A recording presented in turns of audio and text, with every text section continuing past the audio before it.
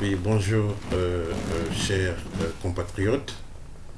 C'est Fred Dioulou de DS Vérité, une association panafricaine qui regroupe plusieurs nationalités. Et c'est par le biais de ce média que je voulais commenter le discours du chef de l'État congolais, M. Denis Sassou Nguesso.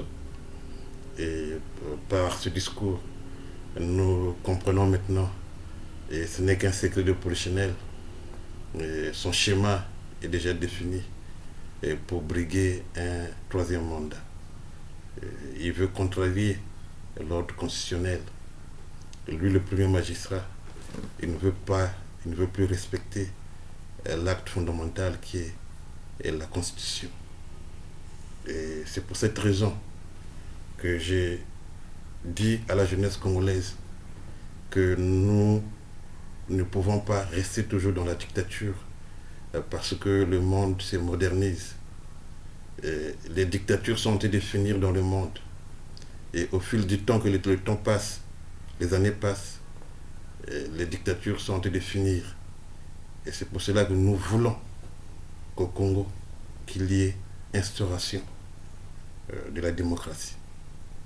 Et notre pays qu'on aime tant, nous voulons que ce soit un pays moderne, que ce soit un pays qui soit dirigé par des démocrates, pas par des autocrates, pas par des despotes et pas par des dictateurs. C'est pour cette raison que je demande à la jeunesse d'avoir des moyens de révolte, de se révolter par rapport à cette situation, par rapport à ce coup d'État constitutionnel qui profile à l'horizon. Et c'est pour cette raison que je demande aux descendants de Kimbwa Lankaya, aux descendants de Marian Ngwabi, aux descendants de Machua, ces personnes qui étaient courageuses, vous prenez le relais, réclamez la démocratisation du pays. Ce monsieur est en train de gaspiller notre pays en instaurant le tribalisme, en lapidant les deniers publics. Et il y a dépravation de mœurs maintenant.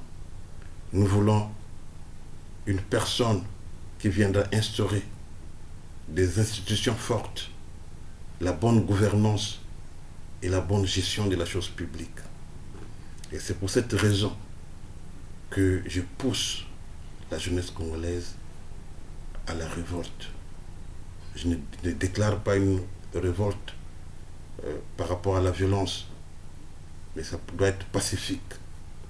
Une marche pacifique, par exemple, pour donner un message fort, un signal fort que nous n'aimons plus la dictature, que nous voulons aller à la démocratie. Et pour que le pays soit gouverné de façon claire, et pour que le pays soit gouverné par de bonnes personnes. Et je vais vous dire une chose, qu'en économie, on dit que les affaires vont de pair avec les institutions élues. Lorsque vous avez un parlement élu, lorsque vous avez un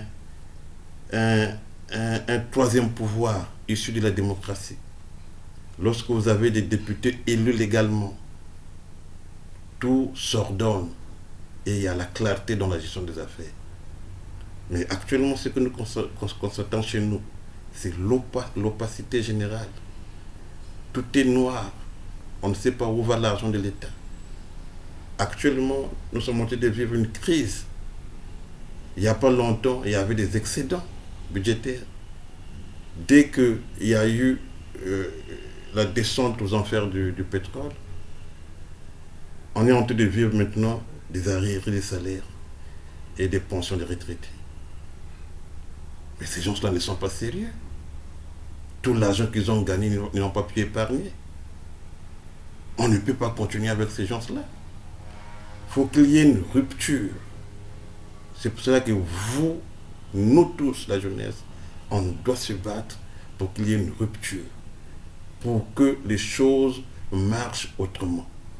Et je tiens à préciser et à vous dire que la peur, c'est une malédiction.